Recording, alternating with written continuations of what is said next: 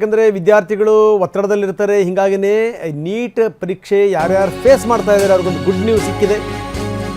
NTA ಪರೀಕ್ಷಾರ್ಥಿಗಳಿಗೆ 15 ನಿಮಿಷ ಜಾಸ್ತಿ ಕೊಟ್ಟಿದೆ ಟೈಮನ್ನು. 15 ನಿಮಿಷ ಸ್ವಲ್ಪ ಸಮಾಧಾನವಾಗಿರಲಿ, ಯೋಚನೆ ಮಾಡಿ ಬರೀಲಿ. ಹೀಗಾಗಿನೇ ಹೆಚ್ಚೆಚ್ಚು ಸಮಯ ಮಧ್ಯಾಹ್ನ 2 ಗಂಟೆಯಿಂದ ಶುರುವಾಗುತ್ತೆ, 5:15 ತನಕ ನಡೆಯುತ್ತೆ. ಅಂದರೆ 15 ನಿಮಿಷ ಜಾಸ್ತಿ. ಯಾಕಂದರೆ ಈ ವಿದ್ಯಾರ್ಥಿಗಳಿಗೆ ಒಂದು ಕಾನ್ಫಿಡೆನ್ಸ್ ಅನ್ನುವಂಥದ್ದು ಕುಸಿದಿದೆ, ಡೌಟೇ ಇಲ್ಲ. ಅದೆರಡು ಜನ ಮಕ್ಕಳು ಆತ್ಮಹತ್ಯೆ ಶರಣಾದರೂ ನೋಡಿದ್ದೀವಿ ನಾವು. ಹೀಗಾಗಿ ಮಾಡ್ತಿರೋದೇ ನಿಜ, 15 ನಿಮಿಷ ಎಕ್ಸ್ಟ್ರಾ ಕೊಡಬೇಕು ಅಂತ NTA ತೀರ್ಮಾನ ಮಾಡಿರೋದು. ಹೀಗಾಗಿ 15 ನಿಮಿಷ ಹೆಚ್ಚು ಸಮಯವನ್ನು ಕೊಟ್ಟಿದೆ NTA. ಮಧ್ಯಾಹ್ನ 2 ಗಂಟೆಯಿಂದ ಶುರುವಾಗಿ 5:15 ತನಕ.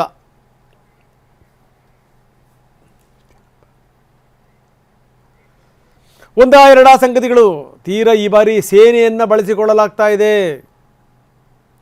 CRPF ಯೋಧರು ಇದರಲ್ಲಿ ಪಾಲ್ಗೊಂಡಿದ್ದಾರೆ.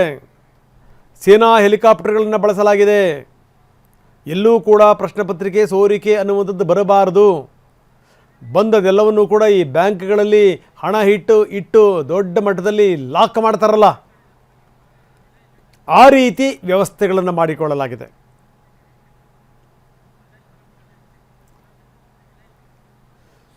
ಹದಿನೈದು ನಿಮಿಷ ಜಾಸ್ತಿ ಕೊಟ್ಟಿದ್ದಾರೆ. ಜೊತೆಗೆ ಎಲ್ಲ ವ್ಯವಸ್ಥೆಗಳನ್ನು ಕೂಡ ಮಾಡಿದ್ದಾರೆ. ಈ ನಿರೀಕ್ಷಕರ ಜೊತೆಗೆ ನಮ್ಮ ಪ್ರತಿನಿಧಿ ಮಾತಾಡಿದ್ದಾರೆ. ಬನ್ನಿ ಏನು ಹೇಳ್ತಾರೆ ನೋಡೋಣ. ಇಂದು NTA ಮರುಪರೀಕ್ಷೆ ನಡೀತಾ ಇದೆ. ಹೀಗಾಗಿ ಪರೀಕ್ಷಾ ಕೇಂದ್ರಗಳಲ್ಲೂ ಕೂಡ ಸಾಕಷ್ಟು ಸಿದ್ಧತೆಗಳನ್ನು ಭದ್ರತೆಗಳನ್ನು ಮಾಡ್ಕೊಂಡಿರೋದು. ಸದ್ಯಕ್ಕೆ ನನ್ನ ಜೊತೆಗೆ ಮಾತಾಡೋದಕ್ಕೆ ಡೆಪ್ಯೂಟಿ ಚೀಫ್ ಕರ್ಣಿ ಉಮಾಕಾಂತ್ ಅವರಿದ್ದಾರೆ. ಮಾತಾಡ್ತಾರೆ. ಸರ್, ಇವತ್ತಿನ ಪರೀಕ್ಷೆಗೆ ಯಾವ ರೀತಿಯಾಗಿ ಸಿದ್ಧತೆಗಳಾಗಿದೆ, ಎಷ್ಟು ವಿದ್ಯಾರ್ಥಿಗಳು ಬರೀತಾ ಇದ್ದಾರೆ, ಏನೇನೆಲ್ಲ ಪ್ಲಾನ್ ಆಗಿದೆ ಮತ್ತು ಯಾವ ರೀತಿಯಾಗಿ ಮುನ್ನೆಚ್ಚರಿಕಾ ಕ್ರಮಗಳನ್ನು ತೆಗೆದುಕೊಳ್ಳಲಾಗಿದೆ? ಸರ್, ನಮ್ಮಲ್ಲಿ 384 ಸ್ಟೂಡೆಂಟ್ಸು ಎಕ್ಸಾಮ್ ಬರೀತಿದ್ದಾರೆ ನಮ್ಮ ಸೆಂಟ್ರಲ್ಲಿ. ಇದು ಸರ್ಕಾರಿ ಪದವಿ ಪೂರ್ವ ಕಾಲೇಜು ಮಲ್ಲೇಶ್ವರಂ ಆಗಿದೆ. ಇಲ್ಲಿ 16 ರೂಮ್ಗಳು ವ್ಯವಸ್ಥೆ ಮಾಡ್ತಾ ಬಂದಿದ್ದೀವಿ. ಎಲ್ಲ ಸೆಕ್ಯೂರಿಟಿಯನ್ನು ಮತ್ತು ಎಲ್ಲಕ್ಕೂ ವ್ಯವಸ್ಥೆ ಮಾಡ್ತಾ ಹೋಗಿದ್ವಿ. ಪೊಲೀಸ್ ಬರ್ತಾರೆ. ಈಗ ಸೆಕ್ಯೂರಿಟಿ ಚೆನ್ನಾಗಿ ವ್ಯವಸ್ಥೆ ಮಾಡಿದ್ದೀವಿ ಸರ್. ಸೆಕ್ಯೂರಿಟಿ ಸಮಸ್ಯೆ ಇಲ್ಲ. ಬಟ್ ಫ್ರಿಸ್ಕಿಂಗು ಮತ್ತು ರಿಜಿಸ್ಟ್ರೇಷನ್ ಮಾಡ್ತಕ್ಕಂಥದ್ದು ಮಕ್ಕಳಿಗೆಲ್ಲ ವ್ಯವಸ್ಥೆ ಮಾಡ್ತಾ ಹೋಗಿದ್ವಿ. ಜೊತೆಗೆ ಅವರಿಗೆ ಒಳಗೆ ಬಂದ ತಕ್ಷಣ ಒಂದು ಬಿಸ್ಕೆಟು ಮತ್ತು ಒಂದು ನೀರಿನ ಬಾಟ್ಲ್ ಕೊಡೋ ವ್ಯವಸ್ಥೆ ಮಾಡ್ತಾ ಹೋಗಿದ್ದೀವಲ್ಲ. ಓಕೆ, ಈಗ ಪರೀಕ್ಷೆ ಪ್ರಶ್ನೆ ಪತ್ರಿಕೆಯನ್ನು ತರುವಂಥದ್ದಕ್ಕೆ ಇದೆಲ್ಲ ಸರ್ಕ್ಯುಲೇಷನ್ ತರೋದು ಆಗಿರ್ಬೋದು, ಎಲ್ಲಿಂದ ಬರುತ್ತೆ, ಹೇಗೆ ಇದನ್ನು ವ್ಯವಸ್ಥಿತ ಮಾನಿಟರ್ ಮಾಡ್ತಿದ್ದೀರಿ? ಸರ್, ನಿನ್ನೆ ಮೀಟಿಂಗ್ ಮಾಡಿದ್ರು. ಕೇಂದ್ರೀಯ ವಿದ್ಯಾಲಯದಲ್ಲಿ ಮೀಟಿಂಗ್ ಮಾಡಿದ್ರು. ಅವ್ರು ಹೇಳಿದ್ರು ಇಟ್ ಈಸ್ ಸೀಕ್ರೆಟ್ ಅಂತ ಹೇಳಿದ್ದಾರೆ ನಮಗೆ. ಬೆಳಗ್ಗೆ ಗೊತ್ತಾಗಿರೋದಕ್ಕಂದರೆ JP ನಗರದಲ್ಲಿ ಒಂದು ಬ್ಯಾಂಕ್ ಇದೆ, ಅಲ್ಲಿಂದ ತರಬೇಕಂತ ಬೆಳಗ್ಗೆ ಹೇಳಿದ್ದಾರೆ. ಅಲ್ಲಿ ಹೋಗಿದ್ದಾರೆ ಬ್ಯಾಂಕಿನ ತರಕ್ಕೆ ಹೋಗಿದ್ದಾರೆ. ಸೆಕ್ಯೂರಿಟಿ ಫುಲ್ ಇದೆ ಸರ್. ಅಲ್ಲಿ ಬರಬೇಕಾದ್ರೆ ಇಲ್ಲಿಂದ ನಮ್ಮ ಚೀಫ್ ಆಗಿದ್ದಾರೆ. ಬರಬೇಕಾದ್ರೆ ಸೆಕ್ಯೂರಿಟಿ ಬರ್ತಾರೆ. CRPF ಮೆಂಬರ್ ಕೂಡ ಜಾಯ್ನ್ ಆಗಿಬಿಟ್ಟು ಬರ್ತಾರೆ. ಕಾರ್ ಬರ್ತಾರೆ. ಒಂದು ಕಾರ್ಲಿಂದ ಕಾರ್ ಹೋಗಿದೆ. ಕಾರ್ ವ್ಯವಸ್ಥೆ ಮಾಡಿಬಿಟ್ಟು ಅಲ್ಲಿಂದ ಬರಬೇಕಾದ್ರೆ ಜಾಯಿಂಟ್ ಚೀಫು, ನಮ್ಮ ಚೀಫು ಮತ್ತು ಅಬ್ಸರ್ವರು ಮತ್ತು ಸೆಕ್ಯೂರಿಟಿ 3 ಜನ ಕೊಟ್ಟು ಸರ್ ಒಟ್ಟಿಗೆ ಗೌಪ್ಯತೆಗಳಿದೆ ಇದರಲ್ಲಿ. ತುಂಬ ಸೆಕ್ಯೂರಿಟಿ ಮೇಂಟೈನ್ ಮಾಡ್ತಿದ್ದಾರೆ. ಯಾವುದೇ ಸಮಸ್ಯೆ ಇಲ್ಲ, ಗೊಂದಲಗಳಿಲ್ಲ ಸರ್. ಪಕ್ಕ ಚೆನ್ನಾಗಿ ಮಾಡ್ತಿದ್ದಾರೆ ಒಟ್ಟಿನಲ್ಲಿ ಸರ್. ಮಾತ್ರ ಈ ವಸ್ತ್ರ ಸಂಹಿತೆ ಹೇಗಿದೆ ಈ ಸರಿ? ಸರ್, ವಸ್ತ್ರ ಸಮಿತಿ ಕಂಪೇರ್ ಮಾಡ್ತಾ ಬಂದರೆ ಈ ಸಲ ಹೇಳಿದರೆ ಬಟ್ಟೆಗಳನ್ನು ಲೂಸ್ ಶರ್ಟ್ ಹಾಕೋ ಬರುತ್ತೆ ಹೇಳಿದ್ದಾರೆ. ಜೊತೆಗೆ ಹಾಫ್ ಶರ್ಟ್ ಬೇಕಂತ ಹೇಳಿದ್ದಾರೆ. ಹಾಫ್ ಶರ್ಟು ಜೀನ್ಸ್ ಪ್ಯಾಂಟ್ ಹಾಕೊಳ್ಳೋಂಗಿಲ್ಲ, ಶೂಸ್ ಹಾಕೊಳ್ಳೋಂಗೆ ಅಂತ ಹೇಳಿದ್ದಾರೆ. ಇನ್ ಕೇಸ್ ಶೂಸ್ ಹಾಕೊಂಡು ಬಂದರೆ ಕೂಡ ಅಲ್ಲಿ ವ್ಯವಸ್ಥೆ ಮಾಡಿ ತೆಗೆಸ್ಬಿಟ್ಟು ಒಳಗಡೆ ಕಳಿಸ್ತಾರೆ ಒಳಗಡೆ. ಒಳಗೆ ಬರ್ತಕ್ಕಂಥ ಏನಂದರೆ ಬರುವಾಗ ಬರೀ ಅವರೊಂದು ಹಾಲ್ ಟಿಕೆಟು, ಅಡ್ಮಿಷನ್ ಕಾರ್ಡ್ ಬರ್ತಾ ಹೋಗುತ್ತೆ, ಅದೊಂದು ಮತ್ತು ಒಂದು ID ಕಾರ್ಡ್ ತರಬೇಕಾಗ್ತಾ ಹೋಗುತ್ತೆ. ಜೊತೆಗೆ ವಾಟರ್ ಬಾಟಲ್ ತರ್ಬೋದು ಅಷ್ಟೇ. 3 ಥರಕ್ಕೆ ವ್ಯವಸ್ಥೆ ಇದೆ. ನಾವೇ ಪೆನ್ ಕೊಡ್ತೀವಿ, ಎಲ್ಲ ನಾವು ವ್ಯವಸ್ಥೆ ಮಾಡ್ತಾ ಹೋಗ್ತೀವಿ. ಯಾವುದೇ ಥರ ಎಲೆಕ್ಟ್ರಾನಿಕ್ ಇನ್ಸ್ಟ್ರೂಮೆಂಟ್ಸ್ ತರೋದಾಗ್ರಿ, ವಾಚ್ ತರೋದಾಗ್ರಿ ಯಾವುದಕ್ಕೆ ವ್ಯವಸ್ಥೆ ಇಲ್ಲವೇ ಇಲ್ಲ, ಅವ್ರಿಗೆ ಮಾಡೋಕ್ಕಿಲ್ಲ, ಅವ್ರಿಗೆ ಅವಕಾಶ ಇಲ್ಲ. ಸೊ 1:30, 1:40 ತನಕ ಒಳಗೆ ರೂಮ್ ಹೋಗೋಕ್ಕೆ ಅವಕಾಶ ಇದೆ. ಸೊ ಫ್ರಿಸ್ಕಿಂಗು ರಿಜಿಸ್ಟರ್ ಮಾಡೋಕ್ಕೆ ಒಂದು 10 ನಿಮಿಷ ಟೈಮ್ ಕೊಡ್ತಾ ಬರ್ತೀವಿ. ಸೊ 1:50ಕ್ಕೆ ರೂಮಲ್ಲಿ ಹೋಗ್ತಾರೆ ಮ್ಯಾಕ್ಸಿಮಮ್ ಲಾಸ್ಟ್ ಟೈಮ್ ಇರ್ತಕ್ಕಂಥದ್ದು. ಆಮೇಲೆ 2 ಗಂಟೆಗೆ ಎಕ್ಸಾಮ್ ಕಮೆನ್ಸ್ ಆಗ್ತಾ ಹೋಗುತ್ತೆ. ಆ ಮೀನ್ ಟೈಮಲ್ಲಿ ನಮ್ಮ ಇನ್ವಿಜಿಲೇಟರ್ಸ್ ಏನು ಮಾಡ್ತಾರೆ, ಎಲ್ಲ ವ್ಯವಸ್ಥೆ ಮಾಡಿ ಚೆಕ್ ಮಾಡಿಕೊಂಡು ಕೊಡಿಸ್ತಾ ಹೋಗಿ ವ್ಯವಸ್ಥೆ. 1:30 ನಂತರ ಬಂದರೆ ವಿದ್ಯಾರ್ಥಿಗಳಿಗೆ ಅವಕಾಶ ಇರೋದಿಲ್ಲ. ಇಲ್ಲ ಸರ್, ಗೇಟ್ ಕ್ಲೋಸ್ ಆಗಿಬಿಡುತ್ತೆ. 1:30 ಗೇಟ್ ಕ್ಲೋಸ್ ಆಗಿಬಿಡುತ್ತೆ. 1:40 ರೂಮ್ ಒಳಗೋಕ್ಕೆ ಅವಕಾಶ ಇರುತ್ತೆ ಅದರಲ್ಲಿ. ಆ ಥರ ಇದೆ. ಕಳೆದ ಬಾರಿಗೂ ಈ ಬಾರಿಗೂ ಕಂಪೇರ್ ಮಾಡಿದ್ರೆ ಏನು ಬದಲಾವಣೆ ಆಗಿದೆ ಪರೀಕ್ಷೆಯಲ್ಲಿ? ಸೊ ಪರೀಕ್ಷೆ ಬದಲಾವಣೆ ಅಂದರೆ ಟೈಮಿಂಗ್ ವ್ಯತ್ಯಾಸ ಮಾಡ್ತಾ ಹೋಗಿದ್ದಾರೆ. ಮುಂಚೆ 2 to 5 ಇತ್ತು, ಈಗ 2 ರಿಂದ 5 ಕಾಲದಾಗ ವ್ಯವಸ್ಥೆ ಮಾಡ್ತಾ ಹೋಗಿದ್ದಾರೆ, ಜಾಸ್ತಿ ಕೊಟ್ಟಿದ್ದಾರೆ. ಹಾಗಾಗಿ ಎಲ್ಲ ಥರ ಕೇರ್ ತೊಗೊಂಡಿದ್ದಾರೆ. ಸೆಂಟ್ರಲ್ ಗೌರ್ಮೆಂಟಿಂದ ಫುಲ್ ಪೇಪರ್ ಬರಬೇಕಾದ್ರೆ ಹೆಲಿಕಾಪ್ಟರ್ ಬಂದುಬಿಟ್ಟು ಪೇಪರ್ ಸಪ್ಲೈ ಮಾಡಿದ್ದಾರೆ. ಎಲ್ಲ ಒಂದು ಸ್ಟ್ರಾಂಗ್ ರೂಮ್ ಹಾಕಿದ್ದಾರೆ. ಬ್ಯಾಂಕಲ್ಲಿ ಅಲ್ಲಿ ಡೆಪಾಸಿಟ್ ಮಾಡಿದ್ದಾರೆ. ಅಲ್ಲಿ ಈಗ ಪೇಪರ್ ಬರ್ತಾ ಹೋಗುತ್ತೆ. Thank you sir. ಓಕೆ, ಇದಿಷ್ಟು ಡೆಪ್ಯೂಟಿ ಚೀಫ್ ಆಗಿರುವಂತಹ ಕರ್ಣಕ್ ಅವರ ಮಾತುಗಳು. ಕ್ಯಾಮರಾಮನ್ ಜಗನ್ ಜೊತೆ ವಿನಯ್ ಕುಮಾರ್ ಕಾಶ್ಮೀರ, TV9 ಬೆಂಗಳೂರು. ನೋಡಿ, ಇದೆಲ್ಲದರ ಜೊತೆಗೆ ಒಂದಷ್ಟು ಕಿತಾಪತಿಗಳು ಕೂಡ ನಡೀತಾ ಇವೆ. ನೀಟ್ ಪ್ರಶ್ನೆ ಪತ್ರಿಕೆ ಸೋರಿಕೆ ಆಗಿದೆ ಅಂತ ಇನ್ಸ್ಟಾಗ್ರಾಮ್ನಲ್ಲಿ ವೈರಲ್ ಆಗ್ತಾ ಇವೆ ಫೋಟೋಗಳು. ಒಂದೆರಡು ಜನರದ್ದು ಇದೇ ಕೆಲಸ. ಮೊದಲೇ ಟೆನ್ಷನ್ ಆಗಿರುವಂಥವ್ರು ಇನ್ನಷ್ಟು ಟೆನ್ಷನ್ ಮಾಡೋದು. ನೋಡಿ, ನಾವು ತೋರಿಸ್ತಾ ಇದ್ದೀವಿ ಆ ಫೋಟೋಗಳನ್ನು. ದೀಪಕ್ ಮತ್ತು ಸುಹಾ ಸೈಫಿ ಅನ್ನುವಂಥ ಖಾತೆಗಳಿಂದ ಇದನ್ನು ಪೋಸ್ಟ್ ಮಾಡಲಾಗಿದೆ. ಇಲ್ಲಿವೆ ನೋಡಿ ಪ್ರಶ್ನೆ ಪತ್ರಿಕೆಗಳು ಅಂತ ಪ್ರಶ್ನೆ ಪತ್ರಿಕೆಯನ್ನು ಹಾಕಿ, ಯಾವುದೋ ಒಂದನ್ನು ಹಾಕಿ ವೈರಲ್ ಮಾಡ್ತಾ ಇದ್ದಾರೆ. ಅಂದರೆ ವಿದ್ಯಾರ್ಥಿಗಳು ಇನ್ನಷ್ಟು ಗಾಬರಿ ಆಗಬೇಕು, ದಿಕ್ಕು ತಪ್ಪಿಸ್ಬೇಕು ಇಂಥ ಕೆಲಸ. ಬನ್ನಿ, ನಮ್ಮ ಪ್ರತಿನಿಧಿ ವಿನಯ್ ನಮ್ಮೊಂದಿಗೆ ಈಗ ನೇರ ಸಂಪರ್ಕದಲ್ಲಿದ್ದಾರೆ. ವಿನಯ್, ನೋಡ್ತಾ ಇದ್ವಿ ನಾವು ಬೆಳಗಿನಿಂದ ನೀವೆಲ್ಲ ವಿವರಗಳನ್ನು ಕೊಡ್ತಾ ಇದ್ದೀರಿ, ಜೊತೆಗೆ ಈಗ ಒಬ್ಬ ಅಧಿಕಾರಿ ಜೊತೆಗೂ ಕೂಡ ಮಾತಾಡ್ತಾ ಇದ್ದೀರಿ.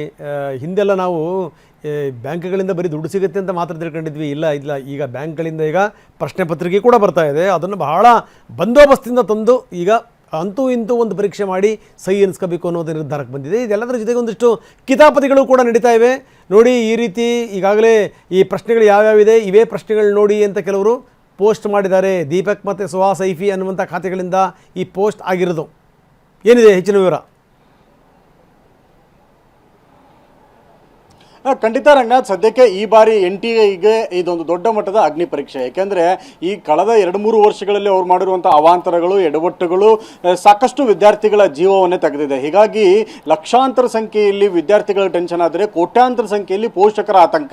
ಪ್ರತಿ ಬಾರಿಯೂ ಕೂಡ ಈ ರೀತಿಯ ಎಡವಟ್ಟುಗಳಾದರೆ ವಿದ್ಯಾರ್ಥಿಗಳ ಭವಿಷ್ಯದ ಗತಿಯನ್ನು, ಅದರಲ್ಲೂ ಪ್ರಮುಖವಾಗಿ ಸರ್ಕಾರಿ ಕೋಟಾದ ಮೆಡಿಕಲ್ ಸೀಟ್ಗಳನ್ನು ಪಡೆದುಕೊಳ್ಳುವುದಂದರೆ ಒಂದು IAS ಇಕ್ವಲೆಂಟ್ ಪದವಿಯನ್ನು ಪಡೆದ ಹಾಗಿರುತ್ತೆ. ಯಾಕೆಂದರೆ ಕೋಟ್ಯಾಂತರ ರೂಪಾಯಿ ಕೊಟ್ಟು ಪ್ರೈವೇಟಲ್ಲಿ ಸೀಟ್ಗಳನ್ನು ಪಡೆದುಕೊಳ್ಳೋಕ್ಕಾಗೋದಿಲ್ಲ. ಹೀಗಾಗಿ ಸಾಕಷ್ಟು ವಿದ್ಯಾರ್ಥಿಗಳು ಅಂದರೆ ಮಕ್ಕಳನ್ನ ಮೆಡಿಕಲ್ ಮಾಡಬೇಕು, ಡಾಕ್ಟರ್ ಮಾಡಬೇಕು ಅನ್ನೋ ಕನಸಿರುವಂತಹ ಪೋಷಕರು ಹಗಲು ರಾತ್ರಿ ಓದಿಸಿರ್ತಾರೆ. ಆದರೆ ಕೊನೆ ಹಂತದಲ್ಲಿ ಈ ರೀತಿಯಾಗಿ ಎಡವಟ್ಟುಗಳನ್ನ ಮಾಡಿ ಪ್ರಶ್ನೆ ಪತ್ರಿಕೆ ಸೋರಿಕೆ ಆದರೆ ಇದು ವಿದ್ಯಾರ್ಥಿಗಳ ಜೀವವೇ ಹೋಗೋದಕ್ಕೆ ಕಾರಣ ಆಗುತ್ತೆ. ಹೀಗಾಗಿ ಈ ಬಾರಿಯ ಮರುಪರೀಕ್ಷೆಯಲ್ಲಿ NTA ಸಾಕಷ್ಟು ಎಚ್ಚರಿಕೆಯನ್ನು ತೆಗೆದುಕೊಂಡಿದೆ. ಮೊದಲ ಬಾರಿಗೆ ಡಿಫೆನ್ಸ್ ಭದ್ರತೆಯನ್ನು ಪಡೆದುಕೊಂಡು ಏರ್ಲಿಫ್ಟ್ ಮೂಲಕ ಪ್ರಶ್ನೆ ಪತ್ರಿಕೆಯನ್ನು ಸಂಬಂಧಪಟ್ಟ ಆ ಜೋನ್ ಏನು ಮಾಡಿದ್ದಾರೆ, ಆಯಾ ರಾಜ್ಯಗಳ ಜೋನ್ಗಳಿಗೆ ಪ್ರಶ್ನೆ ಪತ್ರಿಕೆಯನ್ನು ತಲುಪಿಸುವಂಥದ್ದು, ಅಲ್ಲಿಂದ ನೇರವಾಗಿ ಬ್ಯಾಂಕ್ಗಳಿಗೆ ಹೋಗುವಂಥದ್ದು, ಬ್ಯಾಂಕ್ಗಳಿಂದ ನೇರವಾಗಿ ಪರೀಕ್ಷಾ ಕೇಂದ್ರಗಳಿಗೆ ಪ್ರಶ್ನೆ ಪತ್ರಿಕೆ ಬರುವಂಥದ್ದು. ಅದಕ್ಕೆ ಕೇಂದ್ರದ ಭದ್ರತಾ ಪಡೆ, ರಾಜ್ಯದ ಭದ್ರತಾ ಪಡೆ ಎರಡೂ ಕೂಡ ಆ ಒಂದು ಪ್ರಶ್ನೆ ಪತ್ರಿಕೆ ಇರುವಂಥ ವ್ಯಾನ್ಗೆ ಭದ್ರತೆಯನ್ನು ಕೊಡುವಂಥದ್ದು, ಪರೀಕ್ಷಾ ಕೇಂದ್ರದವರೆಗೂ ಕೂಡ ಅದಕ್ಕೆ ನಿಗಾವನ್ನು ವಹಿಸುವಂಥದ್ದು. ಪರೀಕ್ಷಾ ಕೇಂದ್ರದ ಒಳ ಬರ್ತಾ ಇದ್ದ ಹಾಗೆ ಪ್ರತಿ ಇಂಚಿಗೂ ಕೂಡ ಅದನ್ನು ಕಣ್ಗಾವಲು ಮಾಡೋದಕ್ಕೆ CCTV ಕ್ಯಾಮೆರಾಗಳನ್ನು ಅಳವಡಿಕೆ ಮಾಡಿರುವಂಥದ್ದು. ಈ ರೀತಿಯಾಗಿ ಸಕಲ ರೀತಿಯ ಭದ್ರತೆಗಳನ್ನು ತೆಗೆದುಕೊಂಡಿದೆ. ಎಲ್ಲಿಯೂ ಕೂಡ ಲೋಪದೋಷಗಳಾಗಬಾರದು ಅನ್ನೋ ಕಾರಣಕ್ಕಾಗಿ ಸಾಕಷ್ಟು ಕಟ್ಟುನಿಟ್ಟಿನ ಕ್ರಮಗಳನ್ನು ತೆಗೆದುಕೊಳ್ಳಲಾಗಿದೆ. 11 ಗಂಟೆಗೆ ವಿದ್ಯಾರ್ಥಿಗಳ ಎಂಟ್ರಿಗೆ ಅವಕಾಶವನ್ನು ಮಾಡಿಕೊಳ್ಳಲಾಗುತ್ತೆ. 1:30 ಕೂಡ ಕಡ್ಡಾಯವಾಗಿ ವಿದ್ಯಾರ್ಥಿಗಳು ಪರೀಕ್ಷಾ ಕೇಂದ್ರದ ಒಳಗೆ ಬರಬೇಕಾಗತ್ತೆ. ಸಾಕಷ್ಟು ಮುನ್ನೆಚ್ಚರಿಕಾ ಕ್ರಮಗಳಿದೆ, ವಸ್ತ್ರ ಸಂಹಿತೆ ರೂಲ್ಸ್ಗಳಿವೆ. ಮೊಬೈಲ್ ಆಗಿರ್ಬೋದು, ಎಲೆಕ್ಟ್ರಿಕ್ ಡಿವೈಸ್ಗಳು, ಸಾಧನಗಳು, ಯಾವುದೇ ರೀತಿಯಂತಹ ಎಲೆಕ್ಟ್ರಿಕ್ ವಸ್ತುಗಳಿಗೆ ಅವಕಾಶಗಳನ್ನ ಪರೀಕ್ಷಾ ಕೇಂದ್ರದ ಒಳಭಾಗಕ್ಕೆ ಕೊಟ್ಟಿಲ್ಲ. ಇದು ಒಂದು ಕಡೆಯ ವಿಚಾರ. ಮತ್ತೊಂದು ಕಡೆ ಇದೇ ಸಂದರ್ಭವನ್ನು ಎನ್ಕ್ಯಾಚ್ ಮಾಡಿಕೊಂಡಿರುವಂತಹ ಕೆಲವೊಂದಿಷ್ಟು ಕಿಡಿಗೇಡಿಗಳು ಸಾಮಾಜಿಕ ಜಾಲತಾಣದಲ್ಲಿ ವಿದ್ಯಾರ್ಥಿಗಳ ದಿಕ್ಕು ತಪ್ಪಿಸುವಂಥದ್ದು, ಆತಂಕಕ್ಕೆ ಅವರನ್ನು ದೂಡುವಂಥದ್ದು ಮತ್ತು ಅವರನ್ನು ಭಯಭೀತ ಮಾಡುವಂಥದ್ದು, ಇದರ ಜೊತೆಗೆ ತಮ್ಮ ಅಕೌಂಟ್ ಫಾಲೋವರ್ಸ್ಗಳನ್ನು ಹೆಚ್ಚಿಗೆ ಮಾಡಿಕೊಳ್ಳುವಂಥದ್ದಾಗಿರ್ಬೋದು, ದುಡ್ಡನ್ನು ಪಡೆದುಕೊಳ್ಳುವಂಥದ್ದಾಗಿರ್ಬೋದು, ವಿದ್ಯಾರ್ಥಿಗಳಿಗೆ ಆಮಿಷವನ್ನು ಒಡ್ಡಿ ಹಣವನ್ನು ಪೀಕುವಂತಹ ದಂಧೆ ಕೂಡ ನಡೀತಾ ಇದೆ ಸಾಮಾಜಿಕ ಜಾಲತಾಣಗಳಲ್ಲಿ. ಇನ್ಸ್ಟಾಗ್ರಾಮಲ್ಲಿ ದೀಪಕ್ ಮತ್ತು ಸುಹಾಸನ್ ಅಂತ ಇಬ್ಬರು ಕಿಡಿಗೇಡಿಗಳು ಪ್ರಮುಖವಾಗಿ ಈ ವಿಚಾರವನ್ನು ಹಂಚಿಕೊಂಡಿದ್ದಾರೆ. ನೀಟ್ ಎಕ್ಸಾಮ್ ಇವತ್ತಿನ ಪರೀಕ್ಷೆ ಏನಿದೆ ಇದರ ಪ್ರಶ್ನೆ ಪತ್ರಿಕೆಯ ಮುಖಪುಟವನ್ನು ಡಿಜಿಟಲ್ ತಂತ್ರಜ್ಞಾನದಲ್ಲಿ AI ರೂಪದಲ್ಲಿ ಅದರ ಹೊಸ ಮುಖಪುಟವನ್ನು ಮಾಡಿ ಅದರ ಕೆಳಭಾಗಕ್ಕೆ ಅಂದರೆ ಅದರ ಸರಣಿಯ ಪೋಸ್ಟ್ಗಳಲ್ಲಿ ಈ ಹಿಂದೆ ನಡೆದಿರುವಂಥ ಪ್ರಶ್ನೆ ಪತ್ರಿಕೆಯ ಕಾಪಿಗಳನ್ನು ಹಾಕಿ ವಿದ್ಯಾರ್ಥಿಗಳ ದಿಕ್ಕು ತಪ್ಪಿಸುವಂಥ ಕೆಲಸಗಳನ್ನು ಮಾಡ್ತಾ ಇದ್ದಾರೆ. ಕೆಲವು ಕಿಡಿಗೇಡಿಗಳೇನಾದರೂ ಇಂಥ ಒಂದು ಜಾಲತಾಣದ ಆಮಿಷಕ್ಕೆ ಬಲಿಯಾದರೆ ಅವರು ಪರೀಕ್ಷೆಯ ಮುಖ್ಯ ಒಂದು ಹಂತವನ್ನು ಕಳೆದುಕೊಳ್ಳೋದ್ರ ಜೊತೆಗೆ ಹಣ ಕಳೆದುಕೊಳ್ಳಬಹುದು, ಸಮಯ ಕಳೆದುಕೊಳ್ಳಬಹುದು, ಜೊತೆಗೆ ಅನವಶ್ಯಕವಾಗಿ ಅವರ ಆತಂಕ ಗೊಂದಲದಿಂದ ಪರೀಕ್ಷೆಯ ಹಾದಿಯನ್ನೇ ಮಿಸ್ ಮಾಡ್ಕೊಂಡ್ಬಿಡ್ಬೋದು. ಈ ರೀತಿಯಂತಹ ಗೊಂದಲಗಳು ಕೂಡ ಇದೆ. ಅಧಿಕಾರಿಗಳು ಕೂಡ ಈ ಬಗ್ಗೆ ಗಮನ ಹರಿಸಬೇಕು. ರಂಗನಾಥ್, ಓಕೆ, ಧನ್ಯವಾದ ತಮ್ಮೆಲ್ಲ ಮಾಹಿತಿಗಳಿಗೆ. ಇನ್ನು ಪರೀಕ್ಷಾ ಕೇಂದ್ರಗಳಿಗೆ ಪ್ರಶ್ನೆ ಪತ್ರಿಕೆ ಈಗಾಗಲೇ ರವಾನೆ ಆಗಿದೆ. ಬೆಳಗಾವಿ ಕಾಲೇಜಿಗೆ ಪ್ರಶ್ನೆ ಪತ್ರಿಕೆ ಬಂದಿದೆ. ಬಹಳ ಸ್ಟ್ರಿಕ್ಟ್ ತಂದಿದ್ದಾರೆ ಈ ಬಾರಿ. CISF ಮತ್ತು CRPF ಭದ್ರತೆಯಲ್ಲಿ ಬಂದಿರುವಂಥ ಪ್ರಶ್ನೆ ಪತ್ರಿಕೆ. ಆ ಬಾಕ್ಸನ್ನು ನೋಡಿ, ಎಲ್ಲವೂ ಕೂಡ ಶೂಟ್ ಆಗುತ್ತೆ. ಜೊತೆಗೆ ಒಂದು ಸ್ಕ್ಯಾನಿಂಗ್ ಇದೆ. ಸ್ಕ್ಯಾನಿಂಗ್ ಮಾಡಿ ತಂದಂಥ ಸಮಯ ಏನು, ಟೈಮ್ ಏನು ಎತ್ತ ತಗೊಂಡಂಥ ಟೈಮ್ ಏನು, ರೀಚ್ ಆದಂಥ ಟೈಮ್ ಏನು, ಅದನ್ನು ಸ್ಕ್ಯಾನ್ ಮಾಡಿ ಕಳಿಸ್ಬೇಕು. ಎಲ್ಲ ಜವಾಬ್ದಾರಿ ಇವ್ರ ತಲೆ ಮೇಲೆ ಇರುತ್ತೆ. ನೋಡಿ ಬ್ಲಾಕ್ ಸ್ಕ್ಯಾನ್ ಮಾಡ್ತಾ ಇದ್ದಾರೆ. ಈ ಬಾಕ್ಸನ್ನು ಸ್ಕ್ಯಾನ್ ಮಾಡಿ ಎಲ್ಲ ವಿವರಗಳನ್ನು ಕೂಡ ನಮೂದಿಸಬೇಕು.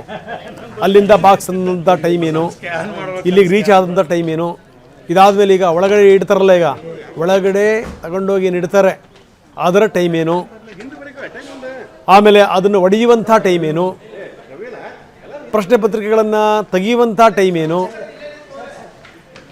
ಹಂಚುವಂಥ ಟೈಮ್ ಏನು, ಎಲ್ಲವನ್ನೂ ಕೂಡ ನಮೂದಿಸಬೇಕು. ನೋಡಿ ಯೋಧರಿದರ ಜೊತೆಗೆ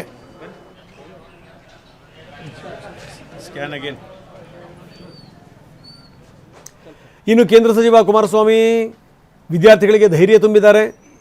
ಕಳೆದ 2 ವರ್ಷದಲ್ಲೂ ಕೂಡ ಪ್ರಶ್ನೆ ಪತ್ರಿಕೆ ಸೋರಿಕೆಯಾಗಿದೆ. ಈ ಬಾರಿ ದೊಡ್ಡ ಮಟ್ಟದ ಅನಾಹುತ ಆಗುವಂಥ ಆತಂಕ ಇತ್ತು. ಕೆಲ ಮಕ್ಕಳುಗಳಂತೂ ಆತ್ಮಹತ್ಯೆ ಮಾಡ್ಕೊಂಡ್ಬಿಟ್ರು. ಇದು ನಿಜಕ್ಕೂ ಆತಂಕದ ವಿಚಾರ ಅಂದಿದ್ದಾರೆ ಕುಮಾರಸ್ವಾಮಿ. ಜೊತೆಗೆ ವಿದ್ಯಾರ್ಥಿಗಳಿಗೆ ಧೈರ್ಯವನ್ನು ಕೂಡ ಹೇಳಿದ್ದಾರೆ. ಕಳೆದ 2 ವರ್ಷಗಳಲ್ಲಿ ನೀಟ್ ಪರೀಕ್ಷೆಗಳಲ್ಲಿ ಆದಂಥ